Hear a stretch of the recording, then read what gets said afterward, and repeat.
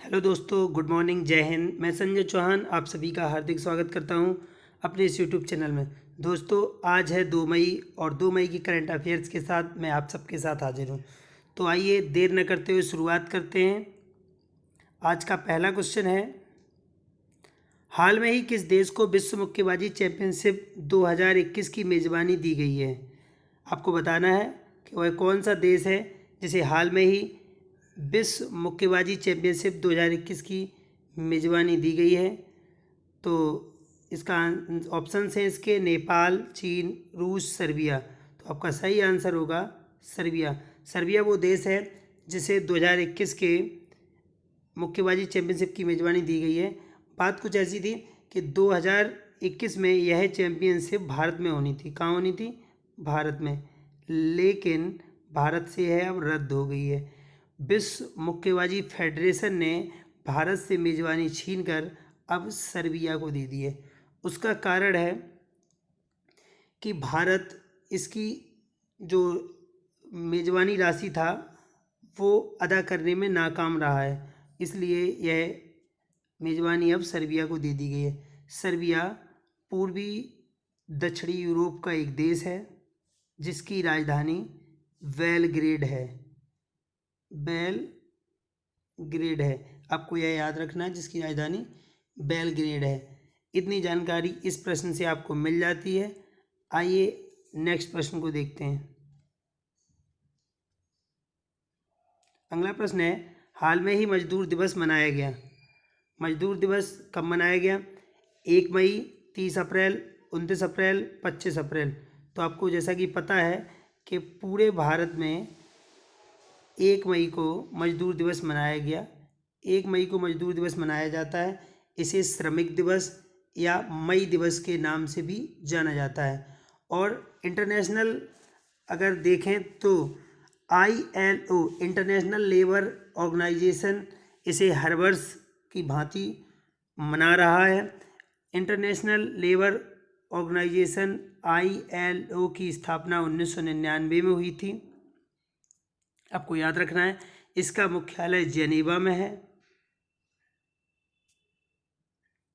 इसका मुख्यालय जेनेवा में है, आपको ये याद रखना है। इसके अलावा पहली बार लेबर किसान पार्टी ऑफ हिंदुस्तान ने मद्रास में मजदूर दिवस मनाया। पहली बार लेबर किसान पार्टी ऑफ हिंदुस्तान ने मद्रास में 1 मई को मजदूर दिवस मनाया था 1923 में। कब मनाया था? 1923 में। तो आपको ये सारी चीज़ें याद रखनी है। इस प्रश्न से हमें इतनी जानकारी मिल जाती है। अब दूसरा क्वेश्चन देखते हैं। ओपन बजट सर्वे के अनुसार भारत का स्थान कौन सा है जबकि न्यूजीलैंड शीर्ष पर है? ओपन बजट सर्वे आया है अभी हाल में ही, जिसमें भारत का स्थान आपको बताना है कौन सा है। आपके ऑप्शंस हैं A 49, 53वां, 33वां, 55वां। तो भारत का जो स्थान है वो इसमें 53वां है। कौन सा है? 53वां है। और न्यूजीलैंड पहले नंबर पर है, आपको याद रखना है। 117 देशों में, कुल 117 देशों में भारत को 53वां स्थान प्राप्त हुआ है, जिसमें 100 नंबर का एक पूर्णांक रखा गया था, जिसमें भारत को 49 नंबर मिले हैं। और न्यूजीलैंड को इस क्रम में 87 नंबर मिले हैं, जिससे वो शीर्ष पर रहा है। इसमें होता क्या है, ओपन बजट सर्वे के अनुसार ये बताया गया है कि किस देश में सबसे ज़्यादा जो बजट होता है उसको लेकर पारदर्शिता है। तो सबसे ज़्यादा पारदर्शिता न्यूजीलैंड में है और भारत इस स्थान से इस क्रम में 53वें स्थान पर है। आपको एक बात और बता दें कि भारत में प्रतिवर्ष केंद्रीय बजट 1 फरवरी को पेश किया जाता है। कब किया जाता है? 1 फरवरी को पेश किया जाता है। भारत की वित्त मंत्री निर्मला सीतारमण ने 1 फरवरी 2020 को बजट पेश किया था और पहली बार यह बजट शाम को 5 बजे की बजाय सुबह 11 बजे पेश हुआ था। आपको एक बात और बता दें कि भारत के संविधान में बजट शब्द का कोई उल्लेख नहीं है। भारत के संविधान में बजट शब्द का कोई उल्लेख नहीं है। संविधान में अनुच्छेद 112 में केंद्रीय वित्तीय विवरण का उल्लेख है। संविधान के अनुच्छेद 112 में केंद्रीय वित्तीय विवरण का उल्लेख किया गया है, बजट शब्द का कोई उल्लेख नहीं है। इस प्रश्न से हमें इतनी जानकारी मिल जाती है। नेक्स्ट देखते हैं, हाल में ही किसने सीबीसी में सतर्कता आयुक्त के रूप में शपथ ली है? वह कौन है जिन्होंने सीबीसी में सतर्कता आयुक्त के रूप में शपथ ली है? आपके ऑप्शंस हैं मनोज सिंह, श्रीधर चौधरी, सुरेश एन पटेल, आलोक शर्मा। तो आपका सही आंसर होगा सुरेश एन पटेल। सुरेश एन पटेल ने अभी हाल में ही टीएम भसीन का स्थान लेंगे। किसका स्थान लेंगे? टीएम भसीन का स्थान। सतर्कता आयुक्त के बारे में हमने लोगों ने कल चर्चा की थी। मैंने बताया था केंद्रीय सतर्कता आयुक्त संजय कोठारी को चुना गया है। इसमें क्या होता है, सीबीसी में एक केंद्रीय सतर्कता आयुक्त, इसके अलावा 2 सतर्कता आयुक्त होते हैं, जिनमें सुरेश एन पटेल को टीएम भसीन की जगह चुना गया। इसके अलावा शरद कुमार एक और सतर्कता आयुक्त हैं। तो 2 सतर्कता आयुक्त शरद कुमार और सुरेश एन पटेल हैं। इसके अलावा इसके केंद्रीय सतर्कता आयुक्त संजय कोठारी हैं। इस प्रश्न से हमें इतनी जानकारी मिल जाती है। नेक्स्ट प्रश्न देखते हैं, इनमें कौन आर्थिक मामलों के नए सचिव बने हैं? आर्थिक मामलों के नए सचिव कौन बने हैं? तो आपको बता दें, आपके ऑप्शंस हैं पूरण गौड़, रमेश छापा, तरुण बजाज, ओम प्रकाश वर्मा। तो आपका सही आंसर होगा तरुण बजाज। तरुण बजाज हाल में ही आर्थिक मामलों के नए सचिव बने हैं। वे अतुल चक्रवर्ती का स्थान लेंगे। अतनु चक्रवर्ती, वे अतनु चक्रवर्ती का स्थान लेंगे। तरुण बजाज जो हैं वो 1988 बैच के प्रशासनिक अधिकारी हैं और ऐसे हालात में जब अर्थव्यवस्था अपने निचले स्तर पर है तब वह आर्थिक मामलों के नए सचिव के रूप में शपथ ली है उन्होंने। तो देखना होगा कि ये अपने कार्य को किस प्रकार से अंजाम देते हैं। इस प्रश्न से हमें इतनी जानकारी मिल जाती है। नेक्स्ट प्रश्न देखते हैं, किस राज्य सरकार ने कार और जीप जैसे सरकारी वाहनों की खरीदारी पर साल भर के लिए रोक लगा दी है? वह कौन सा राज्य है जिसने हाल में ही सरकारी वाहनों की खरीद पर साल भर के लिए प्रतिबंध लगा दिया है? आपके ऑप्शंस हैं पंजाब, हरियाणा, दिल्ली, केरल। तो सही आंसर आपका होगा हरियाणा। हरियाणा सरकार ने कहा है कि सरकार के में प्रयोग होने वाले सरकारी वाहनों जैसे कार और जीप, इन सब की साल भर खरीद नहीं होगी। सिर्फ एम्बुलेंस, फायर सर्विस और कोई इमरजेंसी सुविधा के लिए प्रयुक्त वाहन की ही हायरिंग की जाएगी। इसके अलावा और किसी भी प्रकार से वाहन की खरीद नहीं होगी। तो हरियाणा सरकार ने ये फैसला लिया है। तो आप देख सकते हैं, हरियाणा के बारे में बता दें आपको, हरियाणा की राजधानी चंडीगढ़ है और यहाँ के मुख्यमंत्री श्री मनोहर लाल खट्टर हैं। हरियाणा में कुरुक्षेत्र जो महाभारत काल का फेमस स्थान है वो भी है। आपको बता दें कि हरियाणा तीनों ओर से दिल्ली से घिरा हुआ है तथा यह आईटी का एक विशेष हब है। इस प्रश्न से हमें बहुत सारी जानकारी मिल जाती है। आइए नेक्स्ट प्रश्न को देखते हैं, देश भर के सभी जिलों को कोरोना से लड़ने के लिए कितने जोन में बांटा गया है? आपके ऑप्शंस हैं 2, 4, 3, 5। आपका सही आंसर होगा 3। देश के जिलों को कोरोना से लड़ने के लिए 3 जोन में बांटा गया है, जिसमें रेड जोन, ऑरेंज जोन और ग्रीन जोन शामिल हैं। 3 जोन में बांटा गया है, रेड, ऑरेंज और ग्रीन।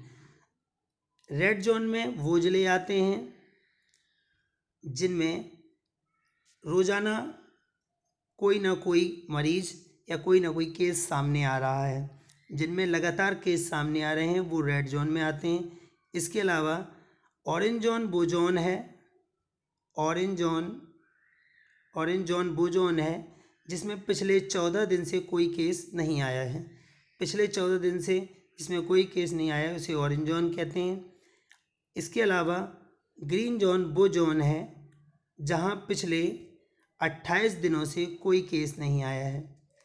ये इस प्रकार से भारत सरकार ने कोरोना के लड़ने के लिए जिलों को जोन वार क्रम में बांटा है, जिससे लोगों को सहूलियत हो सके और कहीं ग्रीन जोन के लोगों को थोड़ी ढिलाई दी गई है। इस प्रश्न से हमें इतनी जानकारी मिल जाती है। नेक्स्ट प्रश्न को देखते हैं। किस भारतीय बैंक ने हाल में ही अमेजन, एलेक्सा और गूगल असिस्टेंट के साथ मिलकर वॉइस बैंकिंग सेवा शुरू की है? तो वो कौन सा भारतीय बैंक है जिसने गूगल असिस्टेंट के साथ, एलेक्सा और अमेजन के साथ मिलकर एक वॉइस बैंकिंग सेवा शुरू की है?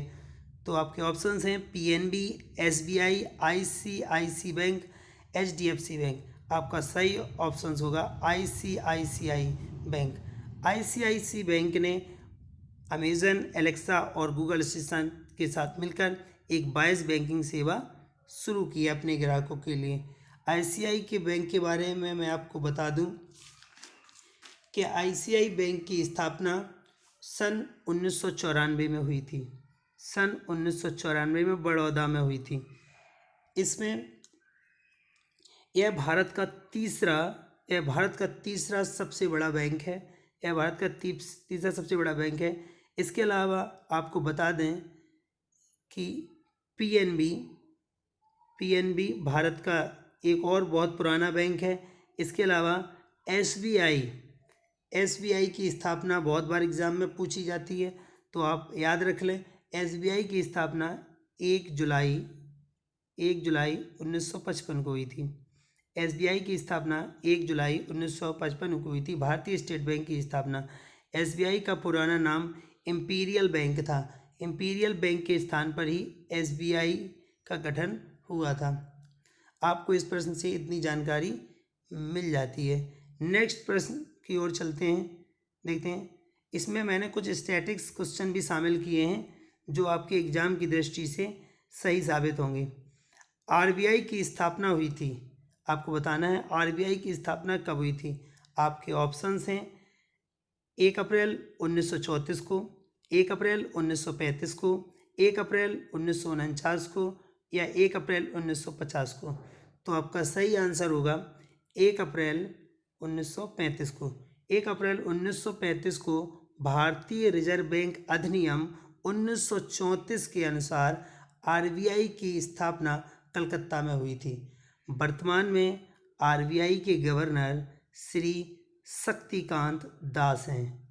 इस प्रश्न से हमें इतनी जानकारी मिल जाती है। नेक्स्ट प्रश्न को देखते हैं। यह आज का अंतिम प्रश्न है। संविधान के किस अनुच्छेद के तहत बाल श्रम निषेध है? आपको बताना है संविधान का वह कौन सा अनुच्छेद है जिसके तहत बाल श्रम या बच्चों से श्रम कराना निषेध है। अनुच्छेद 22, अनुच्छेद 23, अनुच्छेद 24, अनुच्छेद 21। तो आपका सही आंसर होगा अनुच्छेद 24। अनुच्छेद 24 के तहत 14 वर्ष से कम उम्र के किसी भी बच्चे को किसी भी तरह का काम कराना या कल कारखानों में या किसी भी तरीके का काम कराना निषेध है, जो कानूनी अपराध माना जाएगा। इसके अलावा मैं आपको बता दूं कि संविधान का अनुच्छेद 21 दैहिक स्वतंत्रता का अधिकार देता है। किसका अधिकार देता है? दैहिक स्वतंत्रता या प्राणों की स्वतंत्रता का अधिकार आपको देता है। अनुच्छेद 23 और 24 शोषण के विरुद्ध स्वतंत्रता के अधिकार हैं। किसके अधिकार हैं? शोषण के विरुद्ध मूल अधिकार हैं। आपको ये याद रखना है।